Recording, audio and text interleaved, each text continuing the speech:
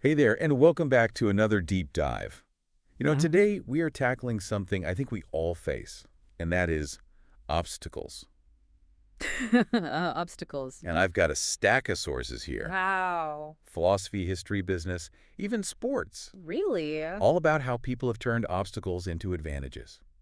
It's amazing how those principles apply across such different fields and disciplines. Isn't it? Yeah, and the goal today is to, To help you apply them. yeah, exactly, Yeah. to help you apply them to your life, too. Exactly. We are going to distill the most useful points from all of these sources so you can walk away with some serious obstacle-busting knowledge. Sounds like a plan. All right, so a lot of these sources pointed to the same thing. Okay. It all starts with how we perceive the obstacle. Oh, interesting. And one idea that really struck me came from Marcus Aurelius, Oh, yeah. Roman emperor, Right. who's also a Stoic philosopher. Mm-hmm. And he said, choose not to be harmed, and you won't feel harmed. Don't feel harmed, and you haven't been. That's a really powerful quote. It really highlights the power of choice. You know, we often feel powerless in the face of obstacles. Right. But Marcus Aurelius suggests that it's our perception of the obstacle, not the obstacle itself, Okay. that truly impacts us. So it's not about pretending that the bad things don't happen. It's about choosing how we react to them. Exactly. That makes sense. But honestly, that's a lot easier said than done. Do you have any examples of how this plays out in real life? Absolutely. So think about Reuben Hurricane Carter. Oh, wow. He was wrongly convicted and spent years in prison. Talk about an obstacle. Talk about a major obstacle. Yeah. But he refused to let his situation define him. He focused on what he could control. Which was, His mindset, his attitude, his choices. He used his time to study, to improve himself, and eventually he helped secure his own release. that's an incredible story of resilience. Yes. Yeah, it's almost like he turned that prison cell into a classroom, Exactly. a place for growth rather than despair. That's a great way to put it. Yeah. And that's the key takeaway here.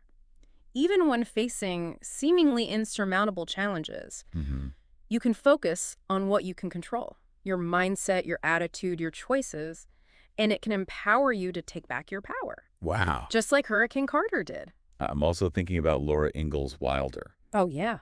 author of the Little House books. Mm-hmm. Her family faced so much hardship, I did. poverty, crop failures, you name it. Yeah. But she always seemed to find a way to see the adventure in it all. It's a powerful example of how our mindset can shape our reality. Yeah. Wilder chose to focus on the positive, Right. transforming what could have been crushing defeats into opportunities for growth and resilience. So maybe it's not about pretending things are perfect, but about finding that kernel of opportunity, even in tough times. Yeah. What I'm hearing is we often give away our power by labeling situations as bad before we even try to overcome them. That's right.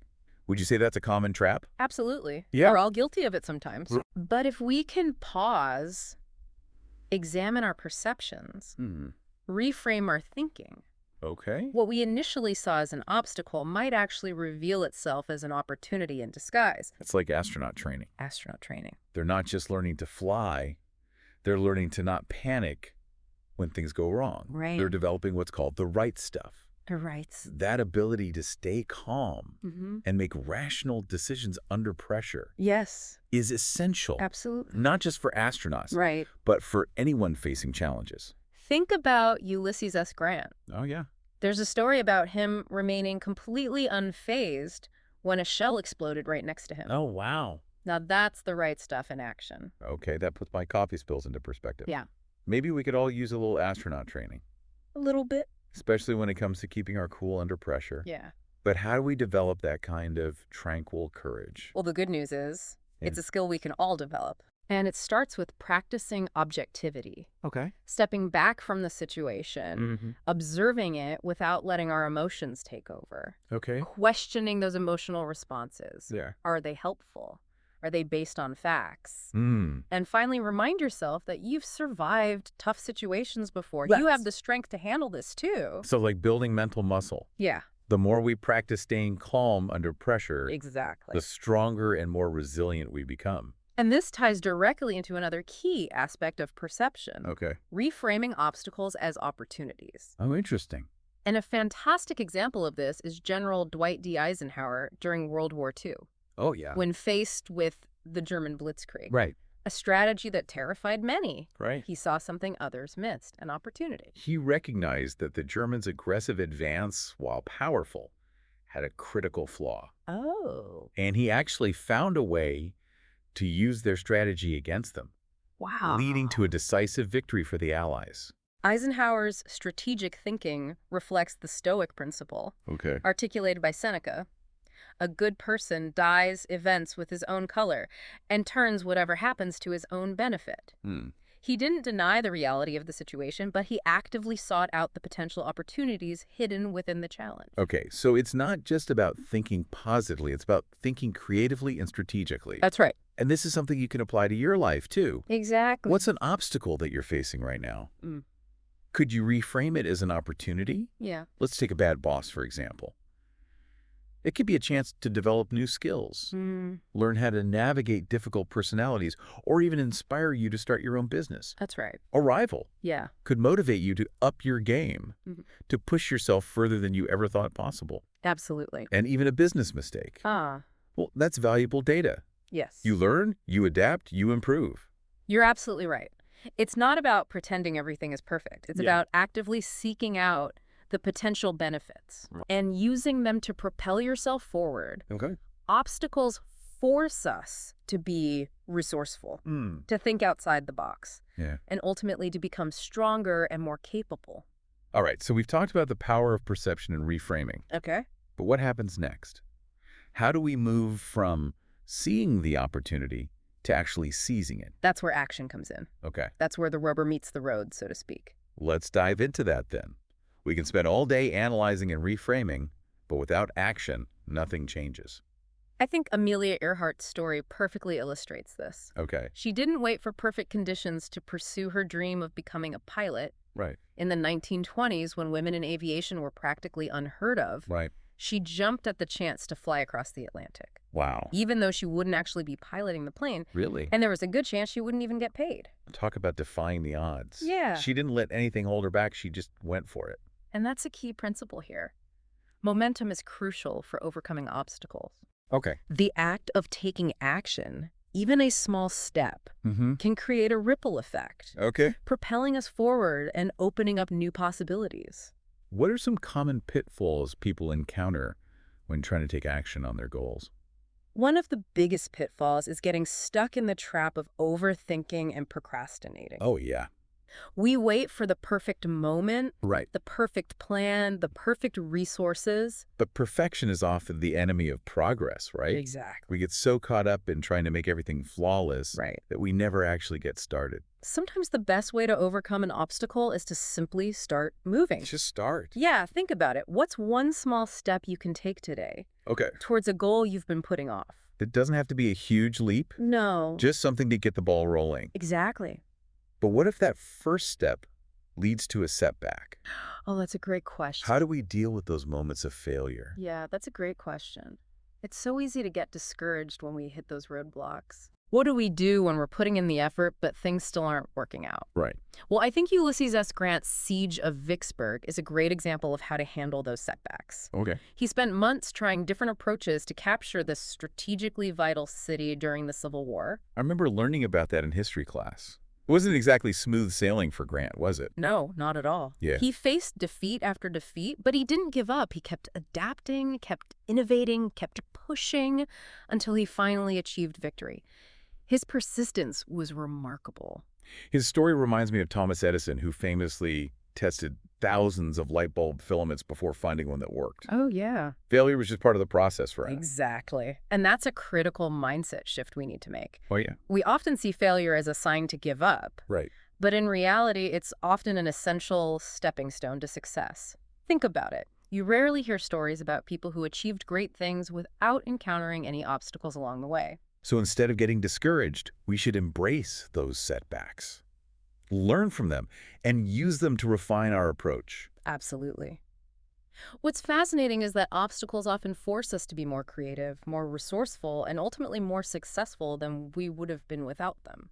That's a really interesting perspective. Yeah. It's like those challenges force us to level up. Hmm. So we've got action, we've got persistence. Yeah. Is there anything else that can help us navigate those rough patches? This brings us to a concept that really resonated with me when I was going through the research, the process. It's a term coined by football coach Nick Saban, Right.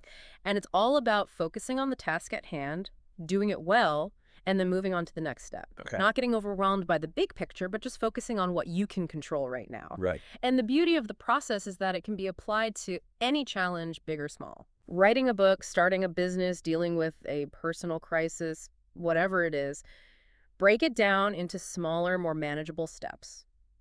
Don't get bogged down by the enormity of the goal. Just focus on what you can do today. I love how practical this is. It's like that analogy of being pinned to the ground. The way out isn't to panic and struggle, but to stay calm, conserve your energy, and work methodically to break free. That's a great analogy. So how can you break down your current obstacle into smaller, more manageable steps? What's the first thing you can do right now to make progress? Sometimes that one small step can make all the difference. Okay, this has been super helpful. But even with a solid plan and the willingness to take action, sometimes it feels like we hit a wall and we just don't have the energy to keep pushing. What do we do when motivation wanes and it feels like the obstacle is just too big to overcome? That's where we move from the realm of action to the realm of the will. Oh, okay. It's about cultivating that inner drive, that determination to keep going even when things get tough. So it's not just about having a plan, it's about having the willpower to see it through. Exactly. And one of the most inspiring examples of this comes from the stories of two future presidents, Andrew Johnson and James Garfield Johnson, a tailor before entering politics with immense pride in his work, ensuring every garment he made was flawless. And Garfield, who worked as a janitor to pay for college, approached his job with the same dedication and excellence. I never knew that about him. It's remarkable, isn't it? He understood that every task, no matter how humble, was an opportunity to do his best. These stories highlight a principle that seems lost in today's world, the importance of finding pride in doing any job well, regardless of its perceived status. It's about recognizing the inherent dignity in all work and approaching every task with a commitment to excellence. Precisely. It reminds me of Steve Jobs and his father's emphasis on craftsmanship, even in the parts no one would see. It's that attention to detail, that commitment to quality that separates the ordinary from the extraordinary. Jobs understood that it's not just about the outcome. It's about the process, the dedication, the craft. It's about bringing that same level of commitment and excellence to everything we do, recognizing that every action, no matter how small, is a reflection of our character and our values. Well said. It's about aligning our actions with our values, our goals, our aspirations. It's about striving for excellence in all things, not just the things that bring external recognition or reward. I love that. Yeah? So it's not just about doing a job. It's about doing your job, doing it right, and doing it with pride. And that applies to every aspect of life, whether it's our careers, our relationships, or our personal pursuits. But what about when the rules get in the way? What happens when the traditional methods just aren't working? That's when pragmatism comes into play. Okay. It's about focusing on what works, not on what's supposed to work. Like Samuel Zemry, the banana tycoon, who, when told he couldn't build a bridge, just built 2 piers and a temporary pontoon instead. Yeah, exactly. He didn't let the rules stop him. He was flexible, creative, and determined to find a solution. And that's what pragmatism is all about. It's about being resourceful, adaptable, and willing to think outside the box. It reminds me of Richard Wright, who was denied access to books because of his race. He was determined to learn, so he forged a note and used a stolen library card to get the knowledge he craved. It's a testament to the power of resourcefulness. Yeah? When we're truly committed to our goals, we find ways to overcome even the most daunting obstacles. It's about being flexible, being adaptable, and being willing to think differently. Sometimes you got to do what you got to do. Yeah. And that brings us back to the importance of perspective. Remember the story of Pericles using his cloak to demonstrate that the cause of darkness doesn't matter. It's our perception of it that creates fear. It's a powerful reminder that we have a choice in how we view the world, and that choice has a profound impact on our experience. We often choose the most ominous interpretation of events, creating unnecessary fear and anxiety. It's like Richard Branson's quote, "Business opportunities are like buses. There's always another coming around." Yeah. We get so caught up in the immediate setback that we forget about the bigger picture, the long game. Exactly. By actively challenging our perspectives and asking ourselves whether we're seeing the full picture, we can often find that the situation isn't as dire as we initially thought.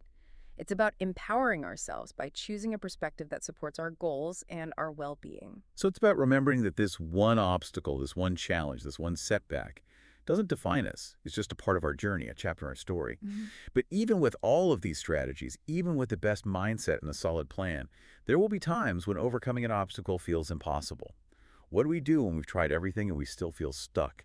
That's when we need to tap into the deepest well of strength within ourselves, the power of the will. And that's what we'll explore in the final part of our deep dive today. All right, so the power of the will. We've seen some incredible examples of that today. From Reuben Hurricane Carter's unwavering self-belief to Ulysses S. Grant's relentless persistence. History is full of stories of people who refuse to be defeated. And that's what's so inspiring. But it also makes me wonder, how do we cultivate that kind of unbreakable will? Is it something we're born with, or is it something we can develop? That's a great question. It can't just be about gritting our teeth and pushing through, right? There's got to be more to it than that. Right. It's about more than just willpower. It's about developing a deep sense of purpose, a belief in something bigger than ourselves. Viktor Frankl, the Holocaust survivor and psychiatrist, wrote extensively about this. He believed that even in the face of unimaginable suffering, humans could find meaning and purpose. So even in the darkest of times, even when facing the most difficult obstacles, there's still a reason to keep going, a reason to hope. Exactly. And that purpose, that sense of meaning, fuels the will to keep going even when everything seems hopeless. It gives us a reason to get out of bed in the morning, a reason to fight, a reason to believe in a better future. And that belief, that hope, is essential for overcoming any obstacle. It's about finding our why, our reason for being, our guiding principle. And that why will help us push through those tough times, those moments of doubt and despair. It reminds me of something we talked about earlier, choosing our perspective. If we focus on the positive, on the meaning and purpose behind our struggles, it can give us the strength to keep going. Absolutely. It's about aligning our actions with our values, our goals, our aspirations. And when we do that, we tap into a source of strength that's far more powerful than willpower alone. So it's not just about forcing ourselves to do something, it's about connecting with something deeper, something that truly motivates us. What would you say is your why? What drives you to overcome obstacles and achieve your goals? That's a great question. I think for me, it's about making a positive impact on the world, however small that impact might be, whether it's through my work, my relationships, or just the way I interact with people on a daily basis. I want to leave things a little bit better than I found them. And that desire fuels my will to keep going, even when things get tough. I love that. And another thing that strikes me is that all of these examples we've talked about today, these people who overcame incredible obstacles, they didn't do it alone. They had support systems, mentors, friends, family, people who believed in them and helped them along the way. That's such an important point. We often think of overcoming obstacles as a solitary endeavor, but it rarely is. Having a strong support system can make all the difference, whether it's someone to offer encouragement, a listening ear, or just a helping hand. Surrounding ourselves with people who believe in us can give us the strength to keep going. And on the flip side, I imagine negativity and doubt from those around us can really sabotage our efforts. Absolutely. If we're constantly surrounded by people who tell us we can't do something or that our goals are unrealistic, it can be incredibly difficult to maintain our belief in ourselves. That's why it's so important to be mindful of the company we keep and to seek out relationships that uplift and empower us. So in addition to purpose and support, it seems like managing our emotions is also crucial. We talked about tranquil courage and the importance of staying calm under pressure. Right. And that brings us back to another key aspect of the will, the ability to regulate our emotions to stay focused amidst chaos. Fear can paralyze us, anger can cloud our judgment, and self-doubt can erode our confidence, and these emotions can completely derail our efforts. It's like we need to develop a mental toolkit to help us manage those difficult emotions. What are some practical things we can do to cultivate that emotional resilience? There are so many great tools out there. Meditation, mindfulness, deep breathing exercises, journaling. These are all incredibly valuable practices. It's about finding what works for you and incorporating it into your daily routine. It's about creating that space between our emotions and our reactions so that we Yeah. can respond to challenges thoughtfully rather than just reacting impulsively. Exactly. It's about mastering our inner world so we can effectively navigate the outer world. Okay, this is all making sense. But even with the best mindset and a strong will, sometimes we still get caught up in the drama of the moment. We lose perspective, we blow things out of proportion, and we forget about the bigger picture. How do we prevent that from happening? You're right. It's so easy to get sucked into that vortex of negativity. That's why it's crucial to keep things in perspective. Remember that saying, don't sweat the small stuff. And it's all small stuff.